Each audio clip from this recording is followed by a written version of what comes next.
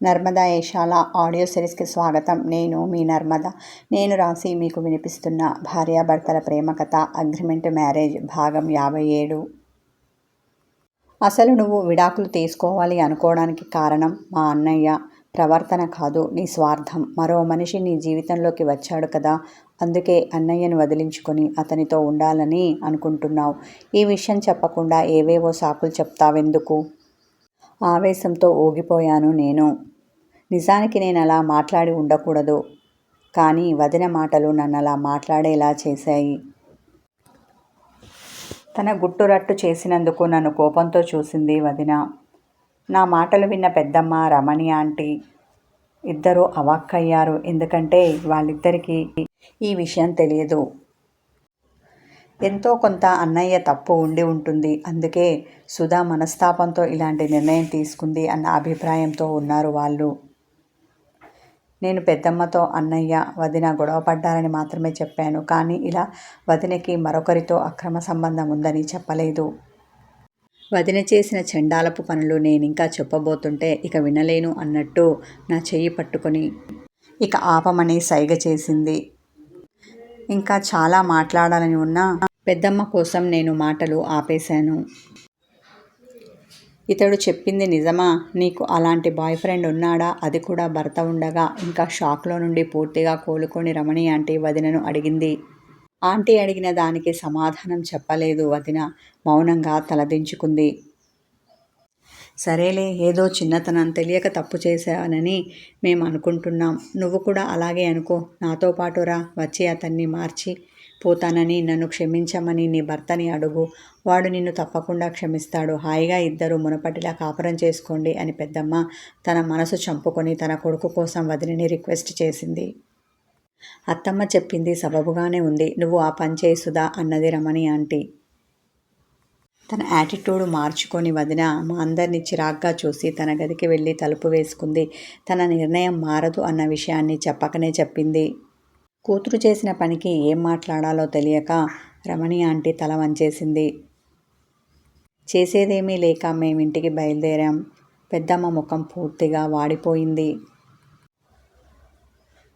వాడు అన్నది నిజమేరా. సుధ పూర్తిగా మారిపోయింది. కాదు అన్నింటికీ తెగించింది. నాతో వాపోయింది పెద్దమ్మ. భారంగా నిట్టూర్చాను నేను. ఆఫీస్ నుండి వచ్చిన అన్నయ్యకి వేలాడేసుకొని కూర్చున్న మా ముఖాలు చూడగానే అర్థమై ఉంటుంది. అందుకనే వెళ్ళారు కదా, ఏమైంది అని మమ్మల్ని అడగలేదు. మౌనంగా తన గదికి వెళ్ళాడు. ఫ్రెషప్ అయి వచ్చాక కూడా అన్నయ్య ఈ విషయం కదిలించలేదు. మేము చెప్పలేదు. ఎవరి ఆలోచనలు వారివి అన్నట్టు గడిచింది ఆ రాత్రి. పెద్దమ్మ, నువ్వింక ఊరికి వెళ్ళకు, అన్నయ్యతో ఉండిపో. తనకి నీ అవసరం ఇప్పుడు ఎంతో ఉంది. ఉదయం అల్పాహారం తీసుకుంటూ అన్నాను నేను. అన్నయ్య ఆఫీస్కి వెళ్ళే హడావిడిలో ఉండి టిఫిన్ తింటూ ఉన్నాడు. నేనే అదే అనుకుంటున్నానురా. కాకపోతే ఒక్కసారి వెళ్ళి ఆ పొలం సంగతి చూసుకొని రావాలి విచారవదనంతో అన్నది పెద్దమ్మ. సరే, అదేదో త్వరగా కానివ్వు అన్న నేను. అన్నయ్య, నేను ఈరోజు వెళ్తున్నాను, త్వరలోనే మళ్ళీ వస్తాను అంటుంటే అన్నయ్య తల ఆడించాడు. ఆఫీస్కి వెళ్ళేటప్పుడు నన్ను రైల్వే స్టేషన్లో దింపేసి వెళ్ళాడు. ఇంటికి వచ్చాక అన్నయ్య విడాకుల విషయం అమ్మకి చెప్పాను. అయ్యో అలాగా? అన్నయ్యను తలుచుకొని బాధపడింది అమ్మ. ఆ తర్వాత మా పెద్దమ్మకి కాల్ చేసి మాట్లాడింది. గవర్నమెంట్ ఉద్యోగం కోసం పరీక్ష రాసి రిజల్ట్ కోసం ఎదురు చూస్తున్న నాకు మా చెల్లెలి ఇంట్లో ఫంక్షన్ ఉందని తెలిసింది. మా బావగారు నన్ను పనిలో సహాయం చేయడానికి రమ్మని పిలిచారు. నేను అక్కడికి వెళ్ళాను. అలా ఓ 10 రోజులు ఆ కార్యక్రమాలలో బిజీగా గడిపాను. ఇంటికి వచ్చాక అలసటతో నిద్రపోయి ఉన్న నాకు తెల్లవారగానే ఉదయ్ నుండి కాల్ వచ్చింది. ఏంట్రా, పొద్దున్నే చేసి నిద్ర డిస్టర్బ్ చేశావు? ఫోన్ లిఫ్ట్ చేస్తూనే విసుక్కున్నాను నేను. ఒరే అర్జున్, ఇంకా బజ్జున్నావా? ఇక్కడ రిజల్ట్ వచ్చింది తెలుసు అన్నాడు నాతో. అవునా? ఒక్కసారిగా నా నిద్ర మత్తు ఎగిరిపోయింది. పడుకొని ఉన్న వాడిని కాస్త గబుక్కున లేచి కూర్చున్నాను. నువ్వెక్కడున్నావు? ఉత్సాహంతో అడిగాను. ఇంకెక్కడ ఉంటాను, నా గదిలోనే అన్నాడు. అప్పుడు వీడు ఫ్రెండ్స్ రూమ్తో షేర్ చేసుకుంటూ ఉన్నాడు. సరే నువ్వు అక్కడే ఉండు, నేను వచ్చేస్తున్నాను. రిజల్ట్ నెగిటివ్ పాజిటివ్ తెలియక కంగారు పడుతూ త్వరగా ఫ్రెష్ అప్ అయి వెళ్ళాను. నన్ను చూడగానే ఆనందంతో గట్టిగా హక్ చేసుకుని, ఒరే మన ఇద్దరికి మంచి మార్క్స్ వచ్చాయిరా, ఖచ్చితంగా ఇంటర్వ్యూకి పిలుస్తారు, నెట్లో రిజల్ట్ చూపిస్తూ నమ్మకంగా చెప్పాడు ఉదయ్ అని తన పక్కన కూర్చొని ఉన్న ఉదయ్ భుజం మీద చెయ్యి వేశాడు అర్జున్. అవునని చిరునవ్వుతో అవనిని చూశాడు ఉదయ్. బదులుగా ఆమె నవ్వింది. మీ ఇద్దరికి కంగ్రాట్స్ అని ఎప్పుడో వచ్చిన రిజల్ట్కి ఇప్పుడు కంగ్రాట్స్ చెప్పింది. వాళ్ళిద్దరూ అదో మాదిరి చూశారు ఆమెని. ఈ ఉదయ్ అన్నట్టుగానే మాకు ఇంటర్వ్యూకి పిలుపు వచ్చింది. ఆ తర్వాత మేము ఇంటర్వ్యూలో సెలెక్ట్ అయ్యాం. మా అదృష్టం కొద్దీ మా ఇద్దరికి ఇదే సిటీలో ఉద్యోగం వచ్చింది. నిజంగా ఈ విషయం తలుచుకున్నప్పుడల్లా మేము లక్కీ కదూ అనుకుంటూ ఉంటాం. ఆ రోజుని గుర్తు తెచ్చుకొని చెప్పాడు అర్జున్. అయితే మీకు డబుల్ కంగ్రాట్స్, నాకు డబుల్ పార్టీ ఇవ్వాలి చిన్నగా నవ్వుతూ అడిగింది అవని. ఇది మరీ బాగుంది, ఎప్పుడో వచ్చిన ఉద్యోగానికి ఇప్పుడు పార్టీనా? కళ్ళు చిన్నవి చేసి అవనిని చూసి ముఖం చిట్లించాడు అర్జున్. మరి అప్పుడు నేను లేనుగా, మీరెవరో నాకు తెలియదుగా, అందుకని ఇప్పుడు అడుగుతున్నాను. ఇందులో తప్పేముంది? చమత్కారంగా మాట్లాడింది అవని.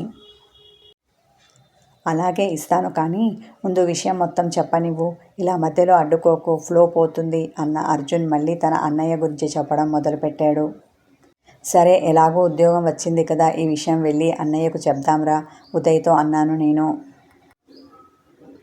అలాగే, కానీ ఈసారి నన్ను మర్చిపోకుండా తీసుకెళ్ళు ఉదయ్ అనగానే అనుకున్నదే తడవుగా మేమిద్దరం బయలుదేరి వెళ్ళాం.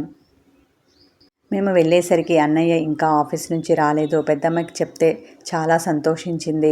అంతేకాదు మా నోరు తీపి చేయడానికి పాయాసం చేసింది. చీకటి పడ్డాక అన్నయ్య వచ్చాడు. అన్నయ్య మా ఇద్దరికి జాబ్ వచ్చింది, అది కూడా ఒకే ఆఫీస్లో. సంతోషంతో రాగానే హక్ చేసుకొని చెప్పాను నేను. అవునా, కంగ్రాచ్యులేషన్స్ అన్నాడు. మా ఇద్దరిని చూసి గర్వంతో పొంగిపోయాడు. ఇంకా మా ఉద్యోగాలకు సంబంధించిన విషయాలు చాలాసేపు మాట్లాడుతూ గడిపాం. భోజనాలై పక్క మీదికి చేరాక రేపు కోర్టులో ఇయరింగ్ ఉందిరా విచారంగా అన్నాడు అన్నయ్య. అన్నయ్య మనసులో ఎంత వేదన ఉందో ఈ ఒక్క మాటలోనే వినిపించింది నాకు. అవునా అని నేను ఆలోచనలో పడ్డాను. ఇయరింగ్ ఏంటి? అన్నయ్య విడాకుల గురించి తెలియని ఉదయ్ ఆశ్చర్యంతో అడిగాడు. నేను టూకీగా చెప్పాను. అవునా, ఈ విషయం నాకు ఇంతవరకు చెప్పలేదెందుకు? నా మీద అలక చూపించాడు ఉదయ్. అన్నయ్య రేపు నీతో పాటు మేము వస్తాం అన్నాను నేను. తల ఆడించాడు. తనకి కూడా మా తోడు కావాలి అనిపించిందేమో. మరుసటి రోజు మేం బయలుదేరుతూ పెద్దమ్మని తీసుకెళ్ళలేదు. అక్కడ ఏమేమి వినవలసి వస్తుందో అది విని పెద్దమ్మ తట్టుకుంటుందో లేదా అన్న భయం పట్టుకుంది మాకు. కోర్టులో వాదోపవాదాలు జోరుగా సాగుతున్నాయి. వదిన గృహహింస చట్టం కింద కేసు ఫైల్ చేసింది అన్న విషయం నాకు అక్కడికి వెళ్ళాక కానీ తెలియదు. ఇలా అయితే విడాకులు త్వరగా వస్తాయని ఆమె తరఫు లాయర్ చెప్పారట. అంతేకాదు, దానికి సంబంధించిన బలమైన సాక్ష్యాలు కూడా వదిన ప్రీ ప్లాన్గా తయారు చేసి తన దగ్గర పెట్టుకుంది. అవన్నీ చూపిస్తూ ఆమె తరఫు లాయర్ గారు వాదిస్తూ ఉంటే విని అవాక్కవడం మా వంత అయ్యింది. అర్జున్ చెబుతూ ఉంటే ఎలాంటి సాక్ష్యాలు ఉత్సుకత ఆపుకోలేక అడిగింది అవని. గృహహింస కిందికి ఏమేమి వస్తాయో అవన్నీ అంటే అర్థం కాక అడిగింది అవని. ఇప్పుడు అవన్నీ తెలుసుకోవడం అవసరమా నీకు? విసుగ్గా ఆమెను చూసి ఫుల్లుగా తాగేసి వచ్చి భార్యను కొట్టడం, నోటికి వచ్చినన్ని బూతులు తిట్టడం, కుటుంబ అవసరాలకు కావలసినంత డబ్బు ఇవ్వకుండా భార్యా బిడ్డల్ని ఆకలితో మార్చడం, భార్యని సరిగ్గా చూసుకోకుండా పరస్త్రీలతో సంబంధం పెట్టుకోవడం, పబ్బులు పార్టీలు అంటూ అర్ధరాత్రి అపరాత్రి అనేది చూసుకోకుండా తిరగడం, సంపాదన అంతా వ్యసనాలకు తగిలేసి భార్యకు కటిక దరిద్రం చూపించడం, శారీరకంగానే కాదు మానసికంగా భార్యని హింసించడం లాంటివి అన్నమాట అన్నాడు అర్జున్. అవునా అనుకుంది అవని. ఆ రోజు వాదోపవాదాలు అయిపోయిన తర్వాత తీర్పు చెప్పకుండా వాయిదా వేశారు. ఫ్యామిలీ కోర్టు జడ్జి గారు మరో డేట్ ఇచ్చి అప్పుడు రండి, ఫైనల్ తీర్పు ఉంటుంది అన్నారు. అక్కడి నుండి మౌనంగా ఇల్లు చేరుకున్నాం. ఇంటికి వచ్చాక అన్నయ్య కోర్టులో చెప్పినట్టుగా నువ్వు వదినతో ప్రవర్తించావా? అన్నయ్య అలా చేసి నాకు తెలిసిన అనుమాన నివృత్తి కోసం అడిగాను. అర్జున్, నువ్వు కూడా ఆ సాక్ష్యాలను నమ్ముతున్నావా? బాధతో అన్నయ్య గొంతు రుగ్ధమైంది. లేదు, అందుకని అడుగుతున్నాను. అసలు ఆ సాక్ష్యాలు అన్నీ ఎలా సృష్టించిందో నాకు అర్థం కావడం లేదు ఆలోచనగా అన్నాడు అన్నయ్య. నువ్వు పెద్దగా డ్రింక్ చెయ్యవు కదా, ఒకవేళ చేసినా అది చాలా తక్కువ మొత్తంలో తీసుకుంటావు కదా, మరి తను చూపించిన వీడియో క్లిప్పులో నువ్వు ఫుల్గా తాగేసి తూలుతూ ఉన్నావు అదెలా అన్నాను నేను. చాలాసేపటి వరకు ఆ విషయం నాకు అర్థం కాలేదు, కానీ బాగా ఆలోచించాక గుర్తుకు వచ్చింది. ఆ రోజు మా ఫస్ట్ మ్యారేజ్ డే. మీ వదిన హోటల్లో నేను వద్దన్నా వినకుండా పార్టీ ఏర్పాటు చేసింది. ఆమె స్నేహితులు, నా స్నేహితులు, ఇంకా మా ఆఫీస్ వాళ్ళు వచ్చారు. యానివర్సరీ కేక్ కట్ చేశాక అందరూ విషెస్ చెప్పి గిఫ్ట్లు ఇచ్చారు. ఆ తర్వాత వచ్చిన వాళ్ళకి మర్యాద కోసం డ్రింక్ ఆఫర్ చేశాను నేను. పార్టీ నువ్విస్తున్నావు, నువ్వు తాగకుండా మేమెలా తాగుతాం, కాబట్టి నువ్వు మాతో పాటు తాగవలసిందే అని మా ఫ్రెండ్స్, నా ఫ్రెండ్స్, ఇంకా ఆమె ఫ్రెండ్స్ నన్ను తాగమని బలవంత పెట్టారు. సరేలే, ఎప్పటిలా కొద్దిగా తాగుదాం అనుకున్నాను. అలా నేను వాళ్ళతో పాటు కూర్చున్నాను. కానీ మీ వదిన ఫ్రెండ్స్ మరికొంచెం అంటూ నన్ను ఫుల్లుగా తాగించారు. అప్పటికి నేను భయపడుతూ మీ వదినని చూశాను. పర్వాలేదు, ఈ ఒక్కరోజే కదా, తాగు అని సైగతో చెప్పింది. సరే, తను పర్మిషన్ ఇచ్చింది కదా అని తాగేశాను. కానీ నాకప్పుడు తెలీదు ఇదంతా తను వీడియో తీస్తుందని. అంతేకాదు, మత్తుగా తూలుతూ ఉన్న నన్ను ఇంటికి తీసుకొని వెళ్ళడానికి తను కాకుండా ఆమె స్నేహితురాళ్లను సహాయం కోసం నా దగ్గరికి పంపింది. మైకంలో ఉన్న నేను ఆసరా కోసం వాళ్ళ మీద చెయ్యి వేసి నడుస్తున్న దృశ్యాలే ఆమె వీడియోలో చూపించింది. కానీ దానికి ఆమె చెప్పిన సమాధానం విన్నారు కదా, ఎంత భయంకరంగా ఉందో. ఎప్పుడు నేను ఫుల్లుగా తాగేసి అమ్మాయిలను తీసుకొని గదికి వెళ్తాను అన్నట్టుగా చిత్రీకరించింది. బాధతో వాపోయాడు అన్నయ్య. అంతేకాదు, ఆ మరుసటి రోజు నన్ను మాటలతో రెచ్చగొట్టి కొట్టేలా చేసింది తను. అది కూడా వీడియో తీసి ఇలా సాక్ష్యంగా చూపిస్తుందని అప్పుడు నాకు తెలియదు. అయినా మేమిలా విడిపోతామన్న ఆలోచన లేదు నాకు అన్నయ్య భారంగా శ్వాస తీసుకొని వదిలాడు.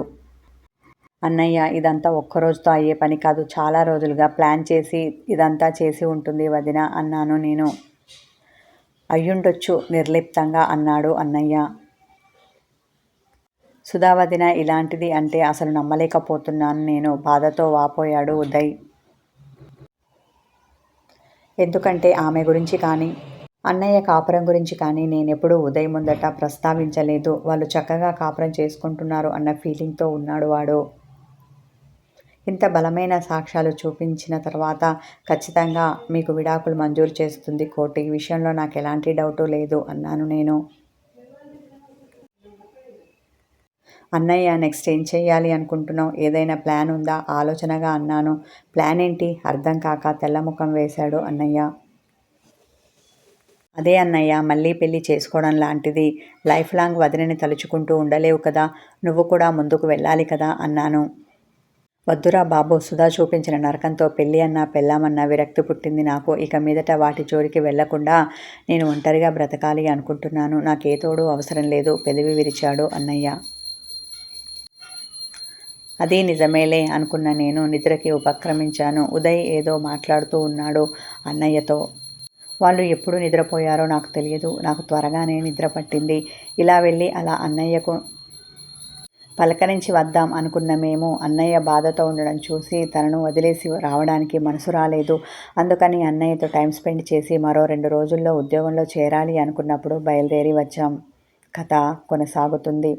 హాయ్ వ్యూవర్స్, స్టోరీ నచ్చితే లైక్ చేయండి, కామెంట్ చేయండి, హైప్ చేయండి. సబ్స్క్రైబ్ చేసుకొని వాళ్ళు నన్ను సబ్స్క్రైబ్ చేసుకోండి. Thank you.